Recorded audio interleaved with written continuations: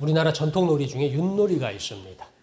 그래서 윷놀이가 작대기 4개를 던져가지고 나오는 숫자에 맞춰서 그 말판에 이 말을 씁니다. 윷놀이를 하면은 사람들이 재미있죠. 그래서 그것도 아슬아슬합니다. 왜요? 내가 던진 윷이 원하는 숫자에 나오면 원하는 일을 이루지만 원하는 숫자에 나오지 않으면 어떻게 해요? 윷놀이 게임에서 여러 가지 불편하고 힘든 일이 있습니다. 게임으로서 윷놀이는 참 재미있습니다. 근데 요즘은 아침에 제가 일어날 때마다 세계 뉴스를 좀 주의 깊게 봅니다. 왜냐하면 전 세계가 지금 전쟁 때문에 고통을 당하고 있죠. 가만히 보면 요즘은 이 아침마다 윷을 던지는 기분이에요. 왜냐하면 여러분들이 혹시 아시는지 모르지만 그 시계가 있습니다. 그 시계가 어떤 시계가 있냐면 지구 멸망 시계라는 게 있어요. 그 시계가 있는데 지금 현재 시간이 11시 59분 아무튼 몇 초예요. 그러니까 12시가 되면 지구가 망한다는 그런 상징적인 시간이에요. 그런데 그 시간이 지금 11시 59분이에요. 상당히 시간이 또 많이 가서 몇 초가 또 갔어요. 그래서 지구 멸망까지 몇 초 남았다고 나오냐면 몇 초 안 남았어요. 그게 그 시계가 그렇게 나옵니다. 근데 요즘 보면은 각 나라에서 전쟁을 하는 걸 보면 그 시계가 우리 자는 동안에 어느 순간에 12시에 맞춰질지 모르는 것 같아요.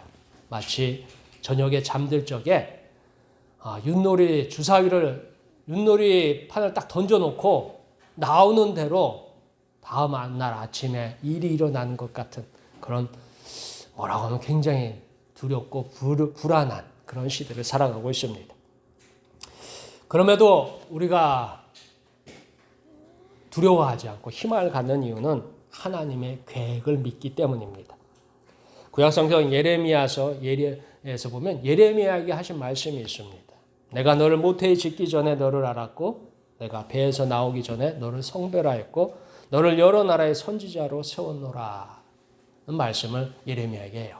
예레미야가 어린 시절에 하나님 앞에 부름을 받습니다. 그 어린 시절이라는 게 정확하게 어떻게 하는지 모르겠지만 대충 15세 전. 왜냐하면 이스라엘에서는 15살이 되면 어른으로 취급을 받아요. 그래서 15세가 되면 성년으로 남자 같은 게 숫자에 이렇게 들어가요. 그러니까 15세 전에 하나님의 부름을 받았어요. 근데 그때 부름 받을 적에 하나님께서 예레미야에게 하는 말이 뭐라고 하냐면 모태에 짓기 전에 너를 알았고 배에서 나오기 전에 너를 성별하였고 너를 여러 나라의 선지자로 세웠노라. 하나님의 계획이 있다라고 말씀하십니다. 오늘 살아가는 우리에게도 여기 있는 모두에게도 하나님의 계획이 있음을 믿으시길 축원합니다. 그래서 우리에게는 어떤 계획이 있는지 하나님은 계획을 세우셨지만 사실 본인들에게는 다 감추어져 있어요. 그래서 그 하나님의 계획을 잘 알 수가 없습니다. 그래서 우리는 나름대로 세상을 살아갈 적에 나름대로 방법이 있어요. 나는 세상을 이렇게 산다. 나는 저렇게 산다는 방법이 있는데 아무리 생각 없이 사는 사람도 나름대로 방법이 있어요. 그래서 여러분들이 선택의 순간, 여러분이 갈림길에서 여러분이 중요한 것을 할 때는 정의는 안 돼 있지만 그 선택의 순간에 여러분들 삶의 나름대로 방법을 사용을 합니다. 어떤 사람은 하나님의 계획과 목적에 맞추어 선택을 하고 살아갑니다. 어떤 사람들은 하나님의 계획과 목적에 상관없이 살아갑니다. 근데 모든 사람이 다 결국은 하나님의 목적대로 가게 돼 있어요. 하나님의 목적과 상관없이 사는 사람한테는 문제가 있어요. 왜냐하면 하나님이 그의 인생을 자꾸 하나님의 목적에 맞춰서 꺾습니다. 방향을 돌리도록 해요. 그래서 우리는 흔히 세상 말로 고난과 고생이다라고 말씀을 합니다. 자, 그런데 어떤 사람들은 끝까지 자기의 길, 자기의 방법, 자기의 철학대로 살아요. 어떻게 보면 현재는 하나님의 뜻과 하나님의 계획을 이긴 것 같아요. 그러나 그의 삶은 고난의 연속이고 그의 삶은 결국에 가서는 선한 일을 위해서가 아니라 악한 일을 위해서라도 하나님의 목적에 맞춰 살아가게 됩니다. 오늘 성경은 우리에게 하나님이 원하시는 하나님이 기다리시는 열매에 대해서 얘기합니다. 그러니까 예수를 믿는 사람이든 믿지 않는 사람들은 하나님께서 원하시는 열매가 있음을 믿으시길 축원합니다. 자, 하나님께서 원하시는 열매 중에 오늘 성경은 첫 번째는 회개의 열매입니다. 그러니까 많은 열매가 있는데 그중에 특별히 회개의 열매를 요구하세요. 우리 다 함께 1절부터 5절까지 말씀을 읽겠습니다. 그때 마침 두어 사람이 와서 빌라도가 어떤 갈릴리 사람들의 피를 그들의 제물에 섞은 일로 예수께 아뢰니 대답하여 이르시되 너희는 이 갈릴리 사람들이 이같이 해받음으로 다른 모든 갈릴리 사람보다 죄가 더 있는 줄 아느냐. 너희에게 이르노니 아니라. 너희도 만일 회개하지 아니하면 다 이와 같이 망하리라. 또 실로암에서 망대가 무너져 치어 죽은 18사람이 예루살렘에 거한 다른 모든 사람보다 죄가 더 있는 줄 아느냐. 너희에게 이르노니 아니라. 너희도 만일 회개하지 아니하면 다 이와 같이 망하리라. 아멘. 먼저 우리는 하나님께서 회개의 열매를 찾으시는 이유가 있습니다. 예수님 시절에 두 가지 큰 일이 있었던 것 같아요. 역사적으로는 기록이 없지만 그 예수님 시절에 살았을 적에 오늘 성경에 두 가지 일을 얘기합니다. 하나는 신전에서 사람들이 죽는 유혈 사태가 있었어요. 그러니까 일종의 신전 습격 사건이라고 해야 될까요? 로마인들이 이 신전에 로마의 군대가 신전을 침입했어요. 아마 여기 보니까 갈릴리 사람들로부터 터진 이야기를 보니까 아마 로마의 갈릴리 주변에 있는 가버나움에 가보면 그 당시 로마의 여러 신들의 신전이 있었어요. 그러니까 이 가버나움에 가보면 우리 하나님을 모시는 성전은 예루살렘에 있지만 갈릴리에는 로마 군들이 주둔하고 로마들의 도시를 만들었어요. 로마인들이 와서 이제 계획 도시를 만드는데 그중에 가버나움에는 여러 로마의 신들의 신전들을 지었던 것 같아요. 근데 마침 그 신전 안에 무슨 일인지 모르지만 어쩌면 범죄자가 도망을 갔는지 무슨 일인지 모르지만 그 신전 안에 로마 군대가 들어가서 그 안에서 사람을 죽인 거예요. 근데 이제 사람이 이제 칼에 의해서 사람이 죽으면 몸에서 피가 날 거죠. 근데 그 피가 이게 났는데 그 피를 뭐냐면 제물을 드리는 그러니까 하나님이 아니라 우상을 섬기는 그 제물을 드리는 그 제물 드리는데도 사람의 피가 같이 섞인 것 같아요. 그러니까 그 제물을 드릴 적에 그러니까 누구의 피로 드려진 거예요? 사람의 피를 드린 거예요. 그러니까 이게 굉장히 어떻게 보면 굉장히 나쁜 일이죠. 오늘날 따지면 교회에서 이제 사고가 난 거예요. 사고가 났는데 이 사람이 다쳐가지고 피가 흘렀는데 그 피가 헌금함에 들어간 거예요. 헌금함에. 근데 이제 주일날 모르고 헌금함에서 이제 그 헌금을 꺼내가지고 같이 올리다 보니까 헌금을 딱 드렸는데 뭐도 묻어 있는 거예요? 피도 묻어 있는 거예요. 뭐 그런 일이에요. 그러니까 신전에 제물을 드리는데 거기에 아무튼 로마 병사가 들어와서 어떤 소요 사태가 있었고 그 피가 이 신전의 제물에 들어가서 마치 사람의 피로 제사를 드린 것 같은. 그러니까 이 갈릴리 사람들 입장에서는 아니 로마 군대가 제물을 드리는데 뭘로 드렸다고요? 사람을 죽여서 피로 드렸다 해가지고서 이게 민심이 굉장히 흉흉한 거예요. 근데 그 소문이 이제 퍼져가지고 예수님께도 들렸어요. 근데 또 하나의 사고가 있습니다. 하나는 뭐냐면 이 예루살렘 성전에 있는 예루살렘이라는 성에 있는 실로암 망대가 붕괴했습니다.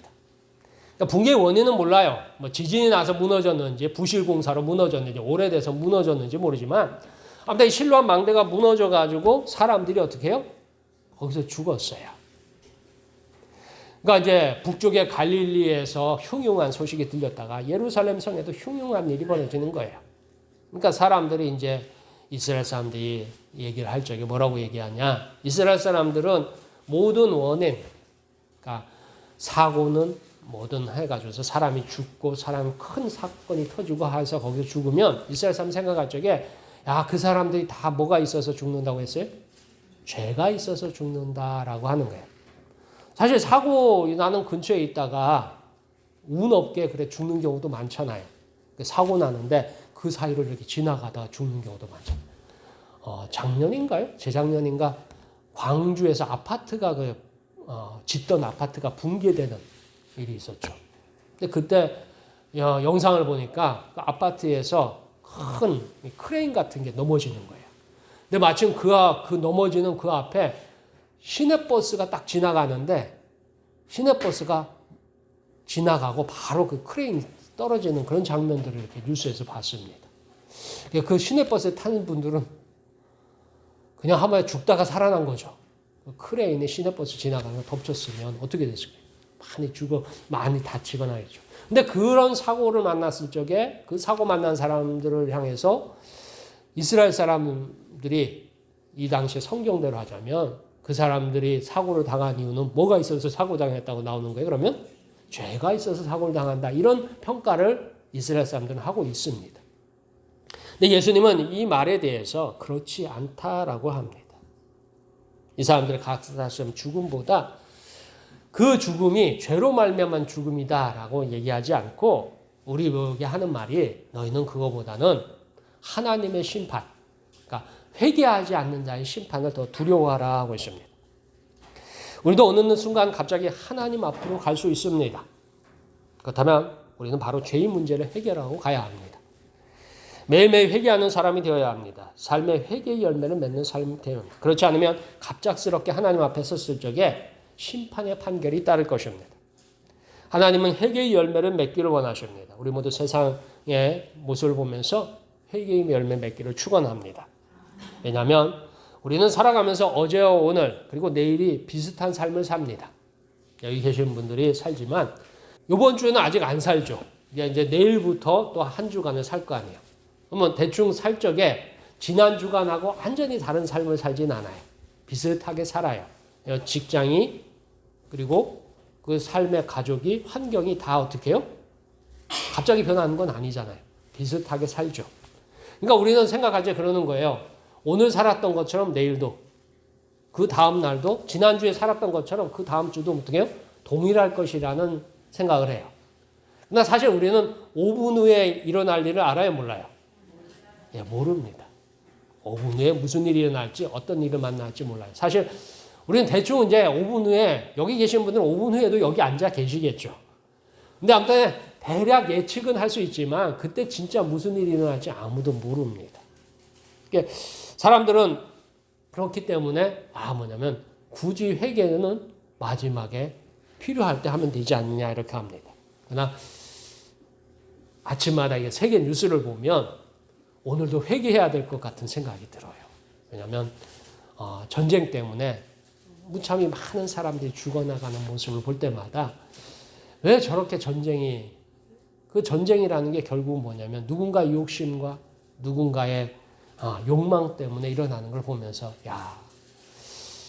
저런 일들이 우리 주변에 내 삶에서 안 일어난다는 보장이 없더라 하는 것입니다. 그러니까 지구 세계 멸망 그 시계를 보면 몇 분 안 남았어요. 몇 초 안 남았어요. 그만큼 세상이 지금 위험한 시대 위험하게 살아가고 있습니다. 다만 우리는 뭐예요? 태평하게 살죠. 왜 그렇게 태평하게 사냐는 하나는 우리가 하나님을 믿기 때문이고 하나는 세상에 돌아가는 게 관심이 없기 때문이기도 해요. 그런데 아침마다 깨어나면 윷놀이 던져가지고 뭐가 나올까 기대하는 그런 불안한 마음이 요즘 많이 듭니다. 그래서 우리 모두에게 하나님을 향하여서 회개의 은혜가 있기를 축원합니다. 두 번째, 주님께서는 열매가 없는 삶을 경고하십니다. 자, 주님께서 기다리시는 하나님께서 원하시는 회개의 열매는 두 번째는 열매를 원하십니다. 바로 포도원에 심겨진 무화과 나무의 얘기입니다. 우리 다 함께 6절에서 7절까지 말씀 읽겠습니다. 이에 비유로 말씀하시되 한 사람이 포도원에 무화과 나무를 심은 것이 있더니 와서 그 열매를 구하였으나 얻지 못한지라. 포도원 지기에게 이르되 내가 3년을 와서 이 무화과 나무에서 열매를 구하되 얻지 못하니 찍어버리라. 어찌 땅만 버리게 하겠느냐. 아멘. 자, 예수님께서 말씀하시는 것은 무화과 나무에 대한 이야기예요. 근데 이 무화과 나무가 어디에 심겨져 있어요? 포도원. 그러니까 사방에 다 뭐가 심겨져 있어요? 포도가 심겨져 있고 그 가운데 유일하게 한 나무가 심겨져 있는데 그 나무가 뭐라고요? 무화과 나무예요. 그러니까 어떻게 보면 이제 포도원 주인이 포도 농사 짓는 주인이 가만히 볼 적에 포도 농사만 하긴 뭐 하니까 개인적으로 무화과를 좀 먹고 싶었던 것 같아요. 내가 포도 농사를 짓지만 무화과도 먹고 싶을 수 있잖아요. 그러니까 그 한쪽에다 뭘 갖다 심은 거예요? 무화과 나무를 심은 거예요. 여러분들 무화과는 잘 아시죠? 아무튼 그 무화과 나무를 심어가지고 그 무화과를 따려고 기다렸는데 3년이 됐는데 무화과를 땄어요? 못 땄어요? 못 딴 거예요. 그래서 이제 보니까 포도원 주인 입장에서 볼 때는 차라리 저걸 찍어버리고 저다에 포도를 심었으면 어떻게 해요? 수확이라도 거두는데 무화과를 심어놔가지고 무화과는 못 수확하고 땅만 3년 동안 어떻게 해요? 버린 게 된 거죠. 그래서 이제 찍어버리라 이런 말씀을 합니다. 자, 이 무화과를 이야기하는 게 이스라엘 민족입니다. 이 장소에 흔한 것은 포도나무예요. 그리고 오직 하나의 무화과 나무가 있을 뿐입니다. 포도는 늘 열매를 맺었던 것 같아요. 그래서 포도는 늘 수확을 했는데 무화과만 수확을 못하고 있습니다.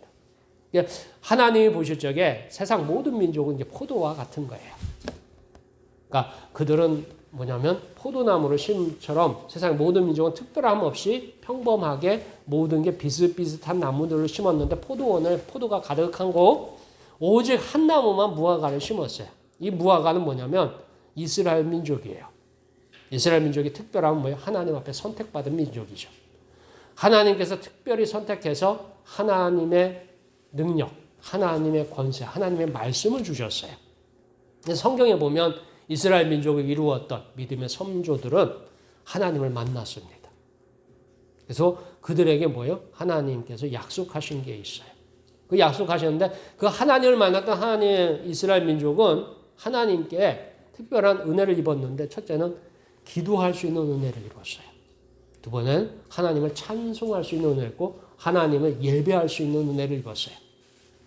그래서 이스라엘 민족은 하나님이 살아계시다는 걸 알아요. 그래서 하나님은 이스라엘 민족을 통해서 특별한 일을 하기를 원하세요. 그러니까 열매를 맺기를 원하시는데 오늘 성경대로 하자면 이스라엘은 열매가 없더라 하는 것입니다. 하나님께서 세상에 사람을 보내실 때는 계획이 있습니다.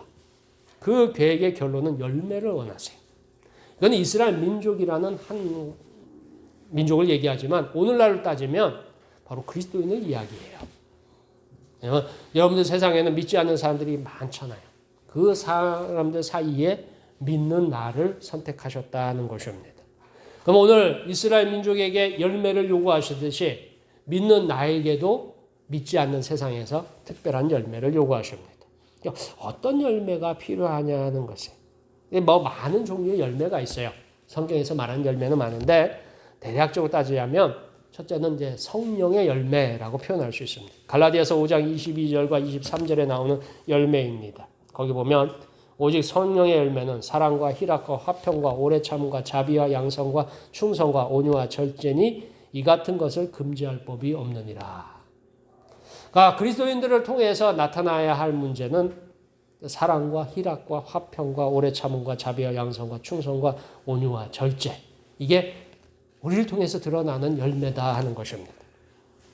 물론 이 같은 것을 모두 다 할 수는 없어요. 그러나 사람들이 여러분을 볼 적에 뭐냐면 최소한 뭐예요? 교회 다니는 분은 다르다라는 얘기를 들어야 되는 거예요. 근데 요즘 세상은 그렇지 않아요. 교회 다니는 사람이 더 하더라는 소리는 많아도 교회 다니는 사람이 좀 다르더라라는 소리는 듣기가 힘든 것 같아요. 근데 아무튼 하나님이 원하시는 열매예요. 우리가 생각할 땐 교회 다닌다고 뭐 특별히 손해보고 특별히 더 할 필요가 있나 할지 모르지만 하나님은 그렇게 원하세요. 두 번째는 생명의 열매입니다. 영혼을 구원하는 생명을 전하는 열매예요. 일종의 전도의 열매라고 하죠. 여러분들이 복음을 말할 적에 그 복음을 말하는 사람들은 세상 중에서 여러분 아니면 말할 사람이 없어요. 예수 그리스도에 대해서 전하는 여러분 아니면 없어요. 여러분들의 삶을 향해서 여러분들이 기도 수첩을 쓰고 기도의 응답을 받잖아요. 이 기도 응답 해주시는 이유가 뭐예요? 물론 여러분이 잘 되라고 하는 것도 있어요. 그러나 하나는 뭐예요? 여러분을 통해서 하나님이 이렇게 일한다는 걸 보여주시고 싶은 거예요. 세상 사람들은 하나님이 없다고 생각해요. 뭐 교회 다니는 게 무슨 유익하냐고 생각해요. 교회 다니면 뭐예요? 자기 시간도 마음대로 못 써요. 그 자기 시간이라는 건 뭐예요? 교회 안 다니는 사람은 오늘같이 빨간 날 어디가 있어요? 잘 아시는구나. 부러우세요? 목사가 되고 나서 가장 부러운 게 그거예요. 이 주일마다 맨날 설교해야 되고 교회를 지켜야 되고 이런 거 있잖아요. 교회 안 다니는 사람들은 1년에 자기 시간을 최소한 50여를 더 쓰는 거예요. 교회 다니는 사람은 어떻게 해요? 주일마다 목사가 부르기도 하고 이제 하나님 앞에 안 나가면 안 될 것 같기도 해서 억지로 여기 와서 자리를 지켜요. 자, 두 번째는 뭐냐면 여러분들이 이렇게 손해를 많이 보는 거죠. 손해를 많이 봐요. 그리고 여러분들이 또 뭐냐면 교회 다닌다고 하면 또 남들한테 내 거를 잘 못 챙기잖아요. 그래서 내 걸 챙기면 교회 다니는 사람들이 욕심이 많다고 더 하더라고 하면서 욕먹잖아요. 그러니까 자기 거를 손해를 많이 봐요. 근데 교회를 왜 다니느냐? 그럼에도 다니는 이유는 하나님께서 우리의 기도에 응답하시기 때문이에요. 내가 세상적으로는 손해보고 내가 세상적으로는 좀 부족해 보이고 세상적으로는 만족할지 모르지만 그 외에 하나님께서 그것을 갑절로 채우신다라는 거예요. 근데 그거를 경험해 봐야 돼요. 그거를 여러분들의 삶에서 붙잡아 봐야 돼요. 그래야 뭐예요? 하나님이 살아계시다는 확신을 알아요. 내가 비록 손해를 볼지라도 내가 조금 이게 뭐냐면 세상 사람이 볼 적에는 어리석어 볼지라도 사람 사람이 볼 적에는 이게 아닌다 할지라도 하나님이 도와주시면 되거든요. 근데 그것을 여러분들이 경험을 하셔야 돼요. 그럴 적에 여러분들한테 세상 사람이 그래요. 나 교회 주일날 맞아서 교회를 가야 돼. 이러면 세상 사람들 입장에서 서운하고 세상 사람 입장에서는 좀 어리석어 보일 수 있어요. 그러나 우리는 할 말이 있어요. 내가 교회를 다녀도 누가 도와주시기 때문에요? 하나님이 도와주시기 때문에. 하나님이 기도에 응답하시기 때문에 나는 교회를 가야 돼. 이렇게 얘기하는 거예요. 그걸 통해서 뭐예요? 하나님은 여러분들을 통해서 생명의 열매를 거두시길 원하십니다. 자, 하나님 우리를 세상에 보내실 적에 계획이 있었습니다. 어떤 계획이냐? 에베소 1장 3절을 보면 찬송하리로다 하나님 곧 우리 주 예수 그리스도의 아버지께서 그리스도 안에서 하늘에 속한 모든 신령한 복을 우리에게 주시되 이렇게 됐습니다. 하늘에 속한 모든 신령한 복을 주시려고 예비하셨습니다. 그런데 계획이 어긋나는 경우가 있습니다. 하나님의 계획이 우리를 위한 계획이 있어요. 여기 계시는 우리 가장 나이가 어린 승빈을 향한 하나님의 계획이 있고 여기서 가장 나이가 많은 우리 권사님들을 향한 하나님의 계획이 있어요. 물론 그 계획을 우리는 잘 모르죠. 근데 그 계획이 하나님의 계획보다 자꾸 우리는 뭐예요? 자꾸 어긋날 때가 많아요. 이유는 뭐냐면 불순종 때문입니다. 그다음에 하나님은 하나님 말씀을 안 들으면 지금 당장 심판하느냐 하는 것 그건 아닙니다. 하나님은 사랑과 기다림을 여전히 다음 기회를 주십니다. 그래서 우리는 세상을 살아갈 적에 여러분들이 그리스도 안에서 예수님 안에서 교인으로서의 선택을 해야 되는데 어쩔 때 보면 그렇지 않은 선택할 때가 있어요, 없어요? 여러분들이 선택할 적에 이건 하나님이 원치 않는데 어쩔 수 없이 선택할 수밖에 없는 그런 경우가 있어요. 그럴 때 하나님은 어떻게 해요? 그 과정을 통해서 또 어떻게 해요? 나중에 그 과정을 또 옮기시고 그 과정을 수정하시고 해서 하나님이 원하는 방향으로 끝까지 하나님이 이끌어 가셨네요. 바로 오늘 말씀처럼 무화과 나무도 열매를 맺기 위해서 1년의 시간이 유예되었습니다. 함께 8절에서 9절까지 말씀 읽겠습니다. 대답하여 이르되 주인이여 금년에도 그대로 두소서 내가 두릅하고 거름을 줄이니 의에 만일 열매가 열면 좋거니와 그렇지 않으면 찍어버리소서 하였다 하시니라. 아멘. 주인은 포도원의 땅만 버리고 무화과에 대한 심판을 결정했습니다. 무화과에 대해서 당장 찍어버려라. 당장 이거 끝내야겠다. 이거 더 이상 가지고 있어봤자 어떻게 해요? 손해다 하는 거예요. 이제 포기해야겠다라고 주인은 결정을 했어요. 그러니까 열매가 없는 무화과는 사실 그곳에 있을 필요가 없습니다. 여기서 포도원 지기가 청이 있습니다. 다만 1년만이라도 시간을 달라고 합니다. 다시 한번 기회를 달라고 합니다. 이게 예수님의 마음입니다. 여기 우리 희망이 있습니다. 예수님은 세상에 오셔서 12명의 제자를 선택하셨습니다. 당시에 사람들의 기준으로는 이 제자들의 기대 이하였어요. 여러분들이 보면 우리나라에도 뛰어난 학교들, 요즘은 이제 대학 같은 데 가셔서 대학에서 이제 학생들을 모집하잖아요. 최근에 이제 학생들 진학을 했어요. 자, 대학마다 학생들을 모집을 할 적에 성적이 좋은 사람을 모집해요? 성적이 나쁜 사람을 모집해요? 예, 위에서부터 선택을 하죠. 성적이 높은 사람, 좋은 사람부터 선택을 해요. 그러니까 성적이 밑에 있거나 만족을 못하면 어떻게 해요? 떨어뜨리잖아요.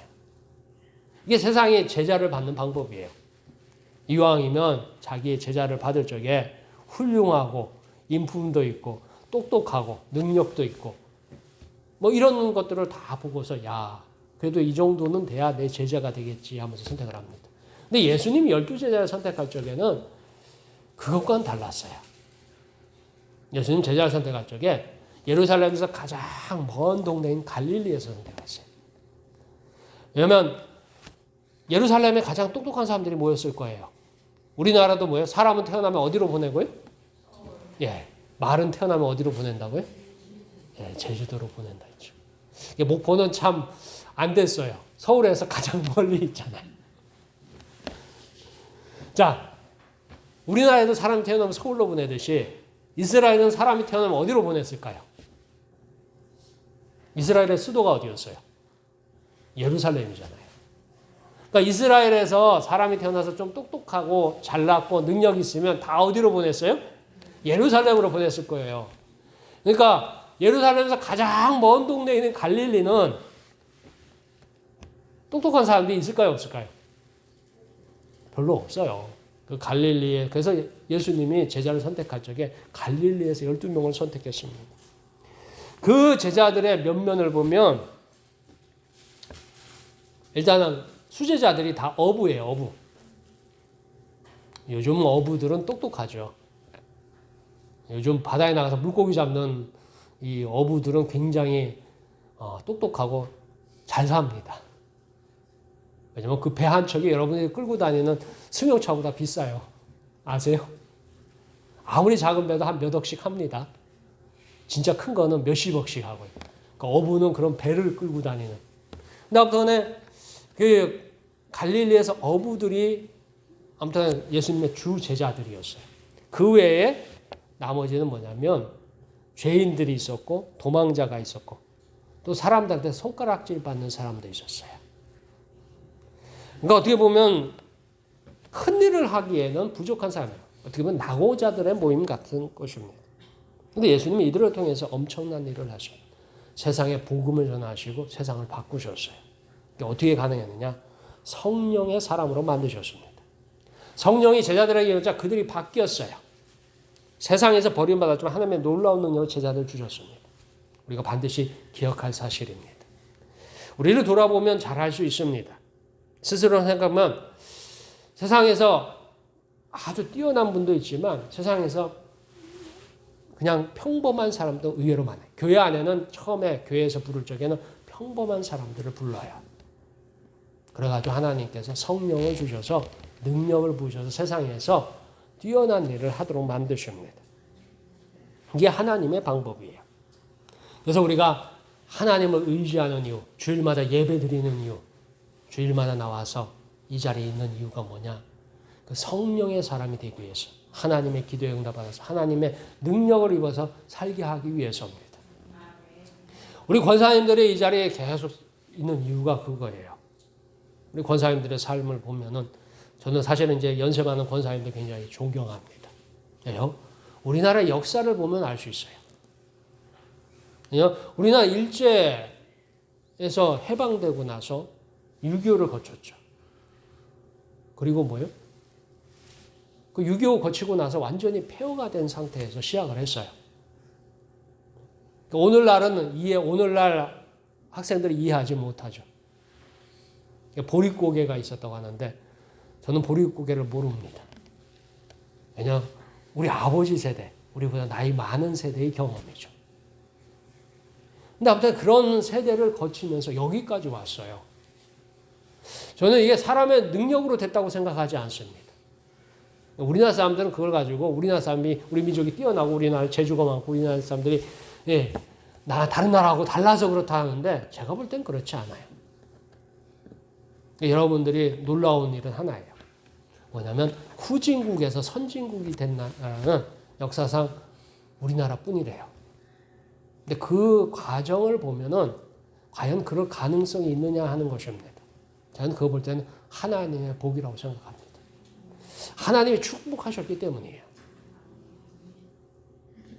우리 권사님들 뭐 어떻게 시작하셨는지 모릅니다.